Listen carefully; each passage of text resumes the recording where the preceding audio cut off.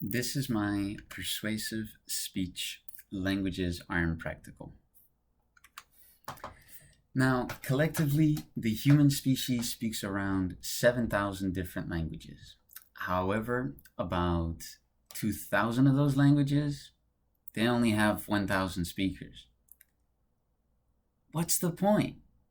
Have you ever stopped to wonder, why on earth do we have so many goddamn languages?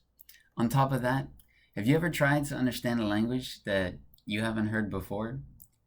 I remember many times that I've come across either a foreign film, a group of people, or a friend's parents talking between themselves in a language that I don't know, and thought to myself, what the heck are they saying? See, the use of a vast amount of languages in our society today is impractical. Therefore, I am advocating for the simple usage of one universal language.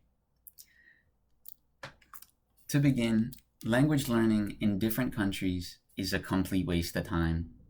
Why spend countless hours with the difficulties of learning a different language in places like schools if we could have just one? It would relieve so many of us of things like stress and confusion, as you can obviously see here.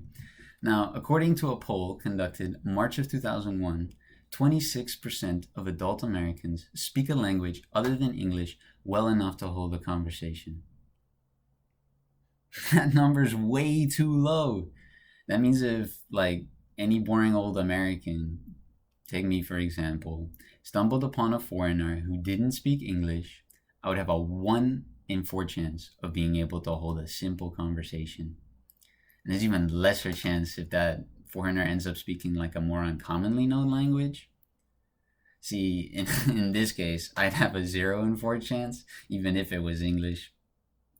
So we should wave goodbye to all the awkward moments where we don't know what to say in Spanish class and say hello to a much simpler solution: getting taught one universal language from the day we were born. Furthermore, immigration ties into this perfectly. How are you supposed to ask your boss a specific question when you don't know the same language? But, Max, couldn't they use translators or dictionaries? Well, yeah, they can. Do you know just how awkward it would be if you asked someone in a different language and you pulled out your phone and you rustingly tried to translate or type in a translation? See, it takes too much time. Differentiation in language not only hinders the effectiveness of communication, but it actually also makes working more difficult. According to an article in the Washington Times, less than half of immigrants speak English very well, and about 13% don't speak it at all. I have actually recently been in a situation where that 13% proved to hold true. I was in Orlando actually last weekend for a soccer tournament, and I was in my hotel by myself when I heard a knock on the door. Right after, I heard room service. And those minutes, I made the mistake of telling her, see, well, I can understand some Spanish, but I can't speak it as well. Someone remind me to tone down my ego, because she started speaking at a mile a minute, and I couldn't understand a thing. I was so clueless as to what to do that I thought she was asking me for something, and I just handed her everything that I didn't actually personally own. Now, finally, there are many instances that even with close proximity, certain groups still speak different languages. Now let that sink in for a minute. With close proximity, there are still certain groups that speak different languages. I have the evidence for it. Michael Gavin, Associate Professor of Human Dimensions of Natural Resources at Colorado State University, yes, it's a mouthful, he wrote about the island of Makalua, located in the South Pacific, stating, in many cases, you could stand at the edge of one village and see the outskirts of the next community. Yet, the residents of each village spoke different languages.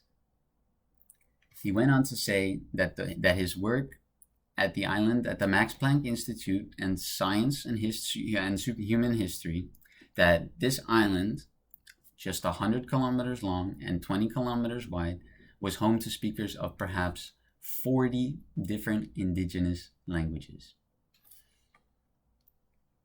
Why? Just why? That's like taking a half-hour walk down the island, like down the beach, and being scared because you don't know if someone else is saying good morning or get back to your side of the island. Now, as a lasting remark, I'd like to justify my beliefs and say that whilst I do personally and fluently know 3 different languages, I would much rather prefer there to be just one. May take away my bragging rights, but the bigger picture is what must take center stage. See, from the process of learning a new language all the way to even written documentation, having multiple languages does not prove to be as efficient, as beneficial, time-saving, confusion eradicating, stress relieving, and moreover, practical as having one simple universal language. Thank you.